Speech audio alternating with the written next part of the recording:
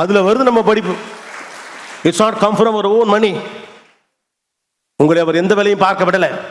என் பிள்ளைகள் வாழ வேண்டும் என்பதற்காக வாழ்ந்து கொண்டிருக்க இந்த 2 ஜீவன்களுக்காக படிக்க வேண்டிய படிப்பு பெரும் படிப்பு. முன்னாலாம் இப்படிலாம் படிக்க வைக்க கிடையாது. அவங்க வாடு படிப்பாங்க, அவ்வளவுதான். உங்க சேர்மன் கூட, உங்க தாளாளர் கூட அவர்கள் எப்படியெல்லாம் கஷ்டப்பட்டு படிச்சாங்க அப்படின்னு சொன்னார். 200 ரூபாய் மாசம் தர்மலம் தருவாங்க. ஒரு மாசம் முழுக்க டியூஷன் சென்டர்ல வேலை பார்ப்போம். வெறும் டீயை மட்டும் குடிச்சுக்கிட்டு அப்படி படிச்சு மேலே வந்தோம். அப்படிலாம் கூட உங்களுக்கு இல்லை. உங்களுக்கு தேவைப்படக்கூடிய எல்லாவற்றையும் உங்களுக்கு தந்துவிட்டு நீங்கள் வெற்றி பெற வேண்டும் என்று காத்திருக்கக்கூடியவர்களுக்காக வேண்டும் நீங்கள் படிக்க வேண்டும். அதோட இந்த படிப்பு என்பது உங்களுக்கானது மட்டுமில்லை, இந்த சமூகத்திற்கானது. You are resource of the society. இந்த கூட்டத்துக்குள்ளே தான் யாரோ பெரிய சயின்டிஸ்ட் வரப்போறான். இந்த கூட்டத்துக்குள்ளே தான் இந்தியாவுக்கு தேவைப்படக்கூடிய அணுசக்தி விஞ்ஞானத்தை கொண்டு வரப்போற யாரோ ஒரு பையன் வரப்போறான். இந்த கூட்டத்துக்குள்ளே தான் அடுத்த தோனி வரப்போறான், அடுத்த கோலி வரப்போறான். இந்த கூட்டத்துக்குள்ளே தான் அடுத்த மிகப்பெரிய அறிவியலாளர் வரப்போறான். இந்த கூட்டத்திலே தான் பெரிய அரசியல்வாதி வரப்போறான். அதுதான் நீங்க. You are the resource. Brain is our strength. Brain is our strength. உலகம் முழுக்க இந்தியா ஏன் பார்த்து பயப்படுது? அது ஒன்னே காரணத்துக்கு தான் பயப்படுது. பூரா பயலுக்கு மூளை அப்படி மூளடா. அதை வச்சுக்கிட்டு நீங்க என்ன பண்ண போறீங்க தான் பிரச்சனை. கத்தியை வச்சுக்கிட்டு என்ன பண்ண போறீங்க? எவனையா குத்த போறீங்களா? வேட்டக்காரன் கத்திக்கு தோட்டக்காரன் கத்திக்கு வித்தியாசம் இருக்கு அப்படிமாங்க. 2 கத்தி தான். ஒரு கத்தி ஒன்று அடிச்சு கொன்னுடும். வேட்டக்காரன் கத்தி என்ன பண்ணும்? குத்தி கொல்லும்.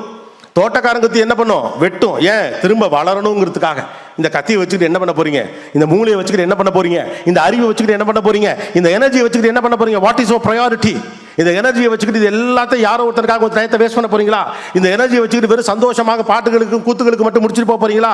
இந்த எனர்ஜி ஆக்கப்பூர்வமான திசையில் செலுத்த போறீங்களா? That's a $1 million question that I am putting forward before you people. இதுதான் உங்க முன்னால வைக்கிற கேள்வி. இந்த எனர்ஜி நீங்க எதுக்காக பயன்படுத்த போறீங்க அப்படிங்கிறதா. எல்லாருக்கும் ஒரே எனர்ஜி தானே இருக்கே. இந்த எனர்ஜி எங்கெல்லாம் டைலூட் பண்ண போறீங்க? Save your energy, save your time. Don't worry. பணத்தை பத்தி கவலைப்படாதீங்க, ஃபியூச்சரை பத்திலாம் கவலைப்படாதீங்க. இன்னைக்கு நிமிஷத்தை மிக சரியாக செய்யணுங்கிற உத்வேகம் உங்களுக்குள் இருக்கும் என்றால் போதும். Be a better version of yourself. நமக்குலாம் நம்ம மேல ஏன் கோவம் வரும்? நமக்கு இந்த சமூகத்துடைய பல்வேறு விஷயங்கள் மேலே கோவம் வருதுல. அப்பா மேலே கோவம் வருது, வாத்தியார் மேலே கோவம் வருது, பள்ளிக்கூடம் மேலே கோவம் வருது, எல்லாத்து மேலே ஏன் கடுப்பு வருது அப்படின்னா அவங்க மேலே நம்ம கோவம் இல்லை, நமக்கு கோவம் நம்ம மேலே தான். நாம இப்படி இருக்கணும்னு நினைக்கிறோம், அப்படி இருக்க முடியல. அதான் பிரச்சனை இல்லையா? We are trying to be a better version of ourselves. 2.0 Subramani 2.0, Kumaresan 2.0, Manojkumar 2.0 இருக்கணும்னு எல்லாருக்கும் ஆசை. ஆனா நீங்க நினைச்சபடி நீங்க இருக்கீங்களா? உங்களுடைய திறமைக்கு ஏற்றபடி தான் நீங்கள் வளர்ந்து கொண்டிருக்கீங்க. உங்களுக்கு தெரியுதா? ஐயோ இவ்வளவு தான் பண்றேன், ஆனா நான் நினைச்சதை நான் செய்யலை, இந்த தப்பை திரும்ப திரும்ப பண்றேன், அதான் தெரியுதுல தப்புன்னு, அப்புறம் திரும்ப செய்யணும். அதுதான் சொல்றேன், ப்ரையாரிட்டி என்னன்னு ஃபிக்ஸ் பண்ணுங்க. இந்த வயசுல ப்ரையாரிட்டி என்னன்னு ஃபிக்ஸ் பண்ண தெரிகிறவன் தான் லைஃப்ல ஜெயிக்க முடியும். Try to be the better version of yourself. நேற்று நீங்கள் எப்படி இருந்தீர்கள் அதை விட இன்னைக்கு பெட்டரா இருக்கீங்களா? அதுக்கு 4 முக்கியமான விஷயத்தை ஃபாலோ பண்ணா ஓரளவு ட்ரை பண்ணலாம். First important thing, the 20 minutes of the morning is more important, very much important, even on your holidays. I don't know what kind of a setup that you guys are living in, but still, நீங்கள் எழுந்ததுலேருந்து 20 நிமிஷம் என்பது உங்கள் வாழ்க்கையில் ரொம்ப முக்கியமான விஷயம். காலை நேரத்தை நீங்கள் எதனை ஒப்படைக்கிறீர்களோ அதை பொறுத்து தான் உங்களுடைய வாழ்க்கை அமைய போகிறது. தயவு செஞ்சு இந்த டிஸ்கம்ஃபர்ட்டை ஃபேஸ் பண்ண ரெடியாக இருக்கும். கஷ்டமாக இருக்கும். காலைல எந்திரிச்சோன்னே அப்படியே திரும்ப பெட்டில் படுத்துக்கலான்னு தோணும். அப்போ நீங்கள் என்ன பண்ண போறீங்கிறதான், அப்படியே நெட்டி முறித்து திரும்பவும் சோம்பல் முறித்து படுக்கையிலேயே படுத்து கொண்டிருக்கலாம் என்று தோணும். பட்டு எந்திரிச்சிடும், அவ்வளோதான். 1 2 3 4 5 டக், அவ்வளோதான், எந்திரிச்சிடும். Push on yourself. உங்களை நீங்கள் புஷ் பண்ணலைன்னா அந்த உலகம் புஷ் பண்ணி ஒன்றுமே பண்ண முடியாது. உலகம் கடைசி வரைக்கும் உங்களை புஷ் பண்ணிகிட்டே இருக்க முடியாது. நீங்கள் ஆட்டுமந்தி கூட்டம் இல்லை, உங்களை யாராவது புஷ் பண்ணிக்கிட்டே இருக்கணும் அவசியம் கிடையாது. ஓகே, பள்ளிக்கூடத்தில் டீச்சர்ஸ் புஷ் பண்ணலாம், பேரண்ட்ஸ் புஷ் பண்ணலாம். எதிர்காலத்தில் யார் புஷ் பண்ண போகிறா? நீங்கள் தான் உங்களை நகர்த்திக்கிட்டே போகணும். ரைட்டா? ஒரு ஸ்லைடிங்கில் உட்காந்துருக்கேல, நான் ஒரு வீடியோ பார்த்தேன். ஒரு பாப்பா உட்காந்துட்டு தன் முதுகில் தானே கை வச்சு தன்னை உந்தி தள்ளி விடுவான். ஒருத்தர் தள்ளி விடுறதுக்குலாம் அலோவ் பண்ண மாட்டான். நம்ம தான் வரணும். This is your own life. First 20 minutes of a day is very much important. ஏதோ ஒரு இயக்கத்திற்குள் உங்களை செல்லுபடியாக்குங்கள். உலகம் முழுக்க இருக்கக்கூடிய வெற்றியாளர்கள் எல்லாரும் காலை எழுந்தவுடன் தங்கள் முதல் 20 நிமிஷத்தை ஏதோ ஒரு இயக்கத்தோடு தொடர்படுத்துறாங்க. படிங்க, பாடுங்க, ஓடுங்க, ஆடுங்க, குதிங்க, என்னமோ பண்ணுங்க. சும்மா இருக்காது, அப்படியே உட்காந்துருக்காதீங்க, அசம்பந்தமாக இருக்காதுங்க. உங்க மூளை அதை ஃபிக்ஸ் பண்ணி ரெக்கார்ட் பண்ண. ஓ இன்னைக்கு மூடு மணிக்கு தான் கொச்ச கொச்ச கொச்ச கொச்சன், அன்னைக்கு மூடு முழுக்க இப்படியே தான் நீங்க இருப்பீங்க. காலையில வாக்கிங் போங்கன்னு பெரியவங்கள்ட்ட எல்லாம் சொல்றதுக்கான காரணம் என்ன? ஒரு இயக்கத்திற்கு வந்து விட்டா மூளை இவன் இயக்கத்திற்கு வந்து விட்டாரு முடிவுக்கு வந்துடும். காலைல எந்திரிச்சோன்னே உட்காந்து ஏதோ ஒரு ரெடி பண்ணிட்டு படிக்க ஆரம்பிச்சிட்டீங்கன்னா இயக்கத்திற்குள் நீங்கள் வந்து விட்டீர்கள் மூளைக்கு தெரிஞ்சிடும். So equipping your brain. So first 20 minutes is more important in the mornings. காலை நேரத்தை நீங்கள் எதோடு ஒப்படைக்கிறீர்கள் என்று தயவு செஞ்சு புரிந்து கொள்ளுங்கள். 2வது, கடைசியாக ஒரு தடவை செஞ்சுக்குவான், இனிமே இதை செய்ய மாட்டேன்னு எந்த முட்டாள்தனத்தை திரும்ப செய்யாதீங்க. Nothing call last one time. Worst to the core. இன்னைக்கு இருக்கக்கூடிய பெரும் பிரச்சனை அதுதான். இந்த ஒரு தடவை இனிமே இதை செய்ய மாட்டேன், இந்த ஒரு தடவை இனிமே இதை செய்ய மாட்டேன். நோ, இனிமே இதை செய்ய மாட்டேன்னா இனிமே இதை செய்ய மாட்டேன். அது தவறு என்று உங்களுக்கு தெரிந்த பிறகும் கடைசியாக ஒரு முறை என்று நீங்கள் செய்வீர்கள் என்றால் நீங்கள் அந்த நேரத்தில் யோசிச்சு பார்த்துக்கோங்க, உங்களுடைய வெற்றிக்காக போராடி கொண்டிருக்கிற எல்லா மனிதர்களுக்கும் நீங்கள் துரோகம் செய்வதாக அர்த்தம். அது தவறு என்று தெரிந்த பிறகு தயவு செய்து அதை திரும்ப செய்ய. One last time is a bad thing. இது லாஸ்ட் டைம் பா, இதுக்கு மேலே நான் செய்ய மாட்டேன். இந்த லாஸ்ட் டைம் ஒரு தடவை செஞ்சுக்கிறேனோ அப்படி ஒன் லாஸ்ட் டைம்னு ஒன்று கிடையவே கிடையாது. லாஸ்ட் டைம்ங்கிறது லாஸ்ட் டைம் மட்டும்தான். அப்புறம் என்ன one last time, second last time, third last time. மூணாவது, உங்களுக்கு தெரிந்த அந்த இடம் தவறாக இருக்கிறதால் தயவு தாட்சண்யம் இல்லாமல் அந்த இடத்துல இருந்து வெளியேறுங்க. இந்த இடம் என்னுடைய அறிவுக்கும் என்னுடைய ஒழுக்கத்திற்கும் உகந்ததல்ல, என்னுடைய சூழலுக்கும் என்னுடைய பண்பாட்டிற்கும் உகந்ததல்லன்னு ஒரு இடத்துக்கு உங்களுக்கு தெரிஞ்சதுன்னா அங்கே எவன் தப்பா நினைச்சாலும் சரி, யார் நம்மளை என்ன பேசினாலும் சரிதான், move away from that area. அங்கிருந்து நகருங்கள். அந்த மனிதர்கள் நட்பு உங்களுக்கு வேண்டாம். நமக்கு அது பிரச்சனையே கிடையாது. அது தப்பு, என்னை அது கெடுத்துரும், என்னை அடுத்த லெவலுக்கு இது போக விடாது அப்படின்னு உங்களுக்கு தெளிவாக தெரியும் என்றால் அந்த இடத்திலிருந்து உடனடியாக நகருங்கள். யார் கோபித்துக் கொண்டாலும் கவலைப்படாதீர்கள். Move away from the place. நாலாவது முக்கியமான விஷயம், அடிக்ஷன், இன்டாக்சிகேஷன். இது ரெண்டு மட்டும் இருக்கக்கூடாது. இது ரெண்டு மட்டும் இல்லைனாவே நீங்க ஜெயிச்சலாம். அடிக்ஷன், இன்டாக்சிகேஷன், எதன் மீதும் அடிக்ஷன் இருக்கக்கூடாது. Intoxication okay, that's a big area to discuss. Okay, addiction இன்னைக்கு இருக்கக்கூடிய அடிக்ஷன் என்ன டிஜிட்டல் அடிக்ஷன் தான் இன்னைக்கு பெரிய அடிக்ஷன்.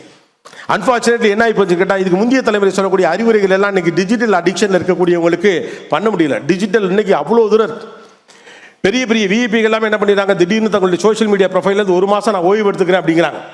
இந்த உடம்பெல்லாம் போயிட்டு கேரளாவில் கொடுத்து பாடியில் இருக்கக்கூடிய அழுக்குகள்லாம் வெளியேற்றுறது மாதிரி மூளையில் இருக்க அழுக்கெல்லாம் வெளியேற்றுறேன்னு சொல்லிட்டு ஒரு மாதம் நான் அதில் வெளியில் போகிறேன் அப்படிங்கிறான். எனக்கு டிஜிட்டல்லேருந்து வெளியில் வர்றது தான் எனக்கு பெரிய சிக்கலாக இருக்கிறது.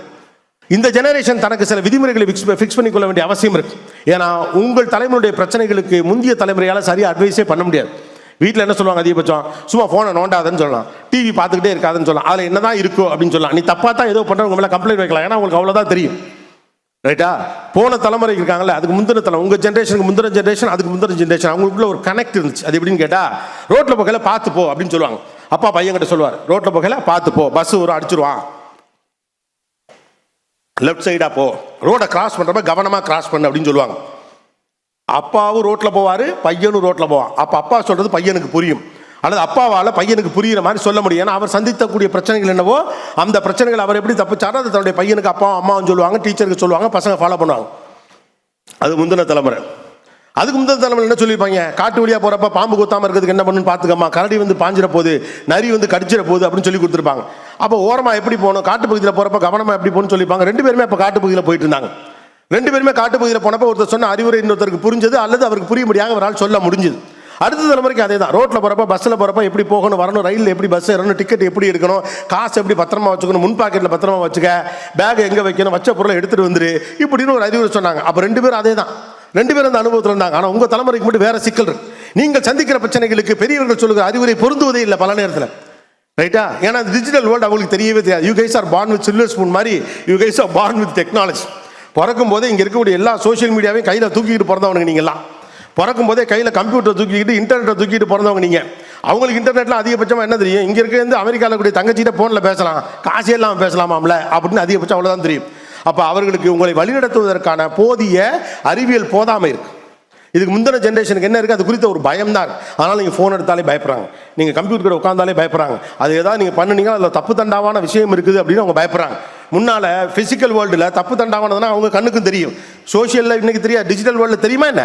அப்போ பெரியவர்கள் சொல்லி உங்களை வழிநடத்தவே முடியாத ஒரு பெரும் சிக்கல் இந்த தலைமுறைக்கு இருக்குது. அவங்களால கரெக்டாக, தம்பி இதில் பேரண்ட்டை லாக் போட்டுக்க, இந்த சைட்டை நீ பார்க்காத, இது ஒன்று இங்கே இழுத்துட்டு போகும், உடனே இதை பிளாக் பண்ணு, இதில் இந்த கைடன்ஸை போட்டுக்க, இந்த ஆப்பை யூஸ் பண்ணு, இந்த ஆப்பை யூஸ் பண்ணாதன்னு சொல்ல முடியுமா என்ன அவங்களால? அவங்களுக்கே தான் தெரியாது. அவங்க 10 ஃபோனை பிடிங்கி வைக்க தான் தெரியும், வேற ஒன்றும் அவங்களுக்கு தெரியாது. அப்போ நமக்கு கோவம் வரும். நான் இதில் என்னுடைய சிலபஸ் வந்துருக்குது, எனக்கு வாட்ஸ்அப் வழியாக பாடம் நடக்குது, இன்றைக்கி ஜூம் கால் மீட்டிங்கு கூப்பிட்ருக்காங்க, கூகுள் மீட்டுக்கு கூப்பிட்ருக்காங்க, இவனுங்கன்னா புரியாத ஆளாக இருக்கானுங்க, பழங்கஞ்சியாக இருக்கானுங்க, அன்னோன் ட்ரைபாக இருக்கானுங்க அப்படின்னு சொல்லிட்டு நமக்கு ஒரு கோபம் இருக்கிறது.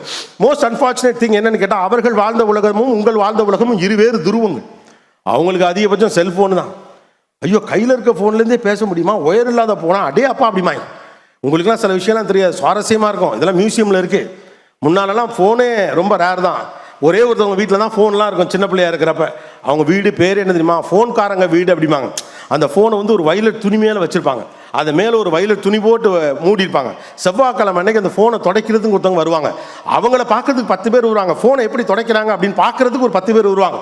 அவங்க எக்ஸ்க்ளூசிவாக ஒரு ஆயில் வச்சுருப்பாங்க. அந்த ஆயில் எங்கேயுமே கிடைக்காது. ஃபோனுக்கே இவ்வளோ பெரிய வெயிட் அப்பெல்லாம். இப்போ அந்த ஃபோனு மேலே தான் படித்தே தூங்குறீங்க. போகிற இடத்துக்குலாம் ஃபோன் வரும் அப்படின்னு எவனும் ஒரு நாள் நம்பவே இல்லை. ஒரு 15 வருஷத்துக்கு முன்னால் யாராவது, அப்போலாம் ஜோக் என்ன தெரியுமா, இங்கே ஒருத்தர் ஃபோன் பண்ணுவாங்க, ஃபோனை போட்டு யாருன்னு சொல்லு அப்படிமா. இருக்கிறதுலே கடுப்பான கேள்வி அதுதான். அப்போ எல்லாரும் என்ன சொல்லுவாங்க, நீ முட்டாளா, ஃபோனில் என்ன மூஞ்சியா தெரியுது அப்படிமாங்க. 15 வருஷத்துக்கு முன்னால் சொன்ன ஜோக்கு இப்போ ஜோக்கே இல்லை. இப்பெல்லாம் மூஞ்சி தெரியுதுல, நீ எங்கே இருக்கேன்னு கேட்டால் டபக்குன்னு வீடியோ கால் போட்ட வேண்டியதானே. அப்பா ஆஃபீஸில் இருக்கேன், ஆமாம் வீடியோ காலில் வா, நீ ஆஃபீஸ்லாம் இருக்கா, நான் செக் பண்ணுறேன். அப்போது அவங்களுக்கு தெரிஞ்ச டெக்னாலஜி, உங்களுக்கு தெரிஞ்ச டெக்னாலஜி எக்கச்சக்கம். அப்போ அவங்களால உங்களை கைட் பண்ணவே முடியாதுங்கிறதா உண்மை. அவங்களால உங்கள் ஃபோனை பிடுங்கி தான் வைக்க முடியும், இதுக்குள்ளே நீ போகாதுன்னு தான் சொல்ல முடியும். அப்போ இந்த காலத்திற்கு ஏற்ற விதிமுறைகளை வகுத்து கொள்ள வேண்டிய பொறுப்பும் உங்கள்கிட்ட தான் இருக்குது. ஒரு ஃபோனை நான் எவ்வளோ நேரம் பார்க்கணுங்கிற முடிவை நீங்கள் தான் எடுக்கணும். அடுத்தவங்களை ஏமாத்துறதுக்கு இந்த டெக்னாலஜி வச்சிருக்கோமா, நம்ம பயன்படுத்துறதுக்கு இந்த டெக்னாலஜி வச்சிருக்கோமா, நீங்கள் தான் முடிவு எடுக்கணும். What is the meaning of the device to you? அந்த ஃபோன் அந்த மீனிங் என்ன உங்களுக்குங்கிறதா இன்றைக்கி முக்கியம். இன்றைக்கி ஃபோன் வழியாக என்ன வேணாலும் பண்ணலாம் இல்லையா? படம் பார்க்கலாம், ஏதோ ஒரு சோஷியல் மீடியாவில் ஏதோ ஒரு கண்டென்ட் பார்க்கலாம், ஃபன்னாக ஏதோ ஒன்று பார்க்கலாம், மோட்டிவேஷன் வீடியோ பார்க்கலாம், பாடம் நடத்துறதை பார்க்கலாம், படித்த விஷயத்தை பார்க்கலாம், பிடிச்ச விஷயத்தை பார்க்கலாம். What is the meaning of this device to you? எனக்கு இந்த கருவியினுடைய நோக்கம் உங்களுக்கு என்ன அப்படின்னு நீங்கள் தான் ஃபிக்ஸ் பண்ண. ஏன்னா அம்மா அப்பாவில் ஃபிக்ஸ் பண்ண முடியாது. அப்போ உங்களுக்கான ஒழுக்க கோடுகளை, உங்களுக்கான டிசிப்ளினரி லைன்ஸை நீங்கள் தான் இன்றைக்கி ஃபிக்ஸ் பண்ணிக்கணும். ஏன்னா time is important, again time is மணி.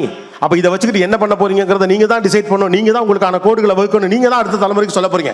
இதற்கு முந்தைய தலைமுறையால் உங்களுக்கு இன்னைக்கு இருக்கக்கூடிய டிஜிட்டல் வேர்ல்டை நீங்கள் எப்படி பயன்படுத்தணும் சரியாக சொல்லவே முடியாது.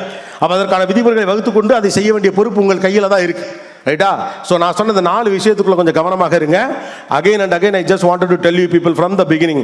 Point number 1, understand your priority. எதற்காக இங்கே வந்திருக்கிறோம், இந்த காலகட்டத்துடைய தேவை என்ன, what is the importance of now, இந்த நிமிடத்துடைய அவசியம் என்னன்னு புரிஞ்சுக்கங்க.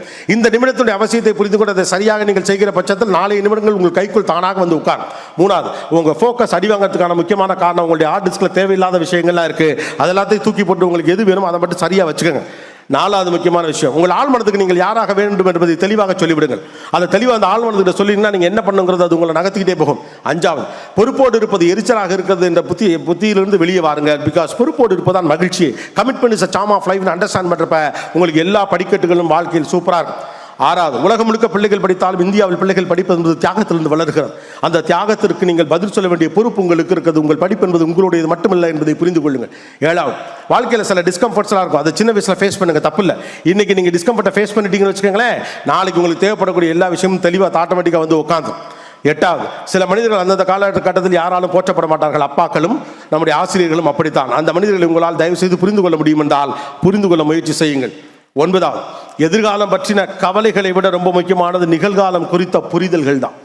இன்னைக்கு எப்படி இருக்கணுங்கிற புரிதல் மட்டும் உங்களுக்கு இருந்துருச்சுன்னா வாழ்க்கை அற்புதமானதாக இருக்கும். 10வது, காலை நேரத்தை மிகச்சரியான விஷயத்தோடு ஒப்படைத்துக் கொள்ளுங்கள். அப்படி ஒப்படைத்துக் கொள்ளுகிற போது இந்த வாழ்க்கை சுபிட்சமாக உங்களுக்கு இருக்கும்.